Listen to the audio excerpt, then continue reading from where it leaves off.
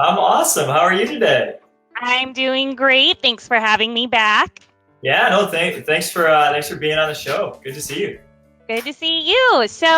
I have some questions about the market today. Can I ask some questions? Yeah, absolutely. Awesome, awesome. The first question I have is the house marking start? Or, oh my gosh, is the housing market starting to cool off?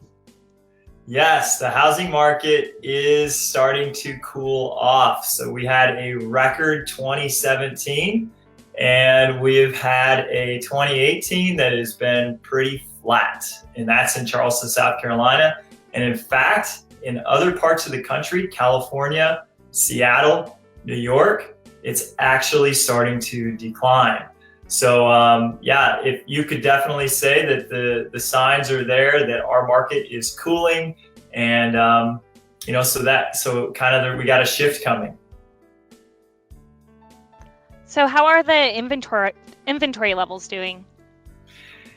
Yeah, well, inventory is still pretty low. But what the problem is that we're actually seeing an affordability issue.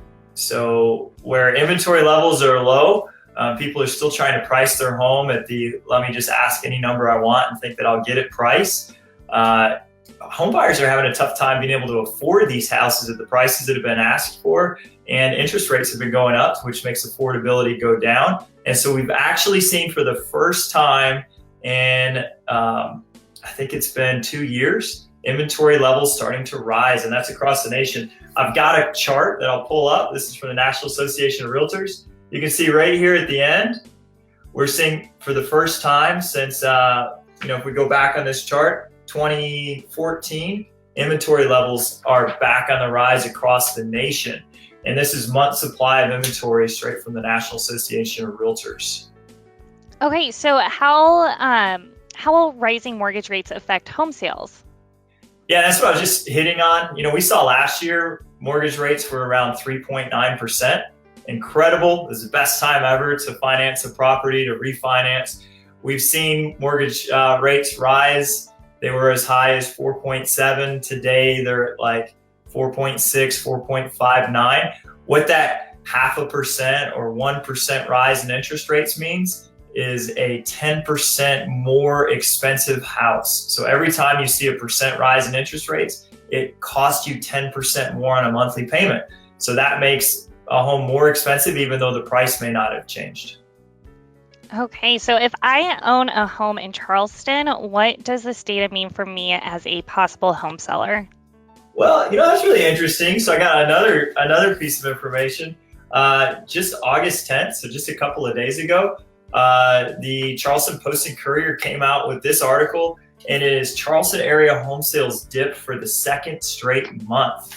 We actually saw a decline in the number of homes sold in July 2018 versus July last year. And in June, we saw a decline in the number of homes sold in June 2018 versus June 2017. So even in our local market, we have seen a peak or a slowdown. If you can recall what life was like in 2006 and 2007, when home prices hit their peak, and then all this, it was just so good. Everything was going up and up and up and up and up. And then that was a giant crash. I don't think that we're in for a crash, but the best time to sell a home is definitely at the peak. And I think that what we're seeing with the decline in home sales for 2 years or 2 months in a row, an incline in interest rates, tough time having affordability. This is the height of the market. If you have a home to sell, I would do it right now. Okay, awesome. So like always, if I have any questions, I know I ask you this all the time, but I just want other people to know too. How can I get a hold of you? Yeah, absolutely. So if you have got a home to sell, or you've been thinking of selling in the next 2 years or so, and you say, hey, it makes sense for me to get the most money I possibly can before inventory goes up so much, just call our office. The number is 843-619-0401, or you can reach us online at mattoneillrealestate.com. Awesome. Awesome. Well, thank you so much for having me back today, and I'm sure I'll be back on with some more questions for you. Bree, I appreciate you as always. Always. Thank you so much. Have a good day. You too. Bye.